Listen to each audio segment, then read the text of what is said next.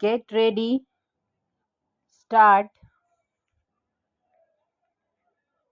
It is obvious that one of the major problems we have to face is unemployment. It is a terrific human problem which we cannot ignore. Merely giving some kind of occupation to a large number of persons does not ultimately increase unemployment or lessen unemployment. We delude ourselves if we think so. An honorable member of this House remarked outside the House, I believe that a good method of giving employment to a large number of people would be by abolishing the railways. In that event, there will probably be some kind of handcrafts. If many people will be punishing them, some no doubt will be sitting in them. That would be a completely wrong approach to this problem. Employment comes through newer and more effective means of wealth production. The whole experience of the past 200 years shows that it comes with the growth of technological methods. It is true that technological growth often leads to human misery, but precautions can be taken. Do not imagine that minus technological process we are going to deal with the problem of unemployment. We cannot.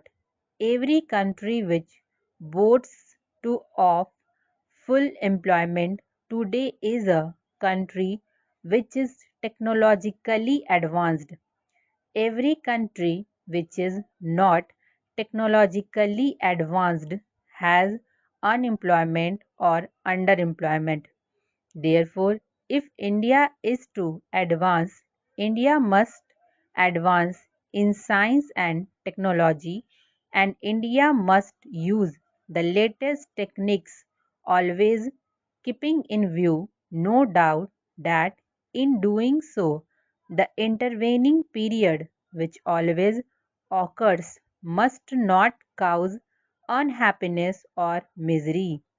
We have to provide for that event at the cost of progress, because that is no progress which brings suffering and misery in its train.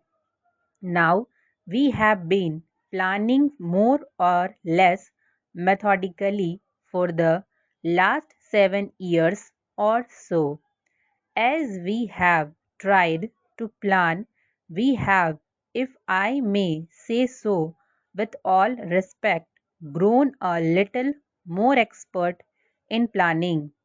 We are getting more educated in this process.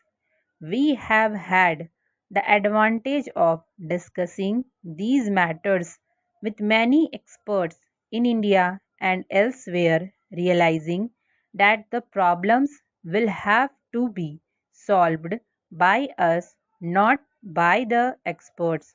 But he experts throw light on different aspects of the problems and make us think, and they point out our mistakes.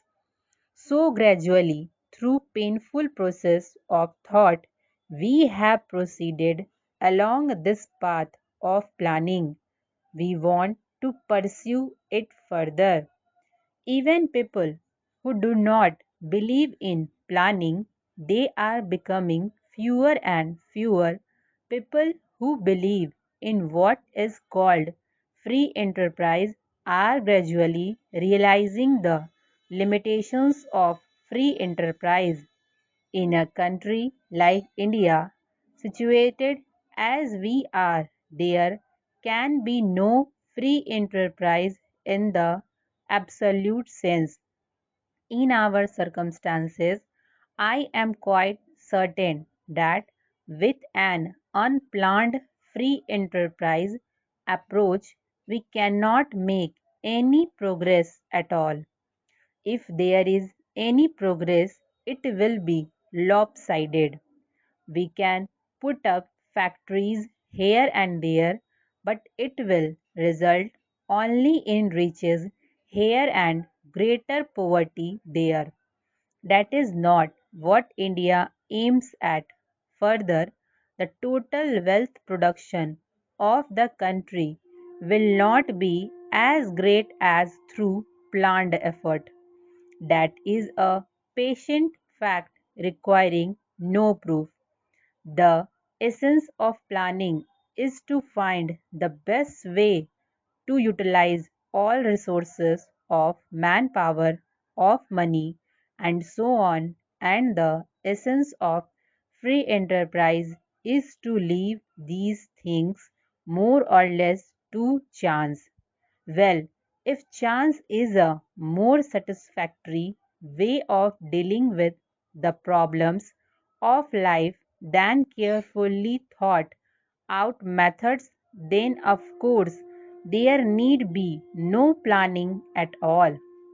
It means trusting to luck. It is the old idea of fate. This is no good. All over the world, the idea of planning is being appreciated more and more. For an underdeveloped country, particularly, planning is essential. It may not be so necessary in developed countries. They can perhaps do without it. But there is no other way but planning for an underdeveloped country like ours. Again, India is part of a region, South Asia, or a good part of Asia, which is more or less undeveloped.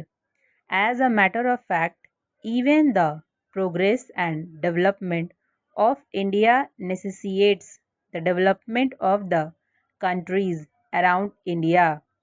I do not mean to say that we cannot develop unless those countries also develop or that we should interfere with them. My point is that it is in our interest that other countries also develop. To think that the development of other countries comes in our ways is true only in a colonial pattern of society where we want to buy cheap raw materials from a country under our influence and impose our goods in a protected market. That does not apply to free countries.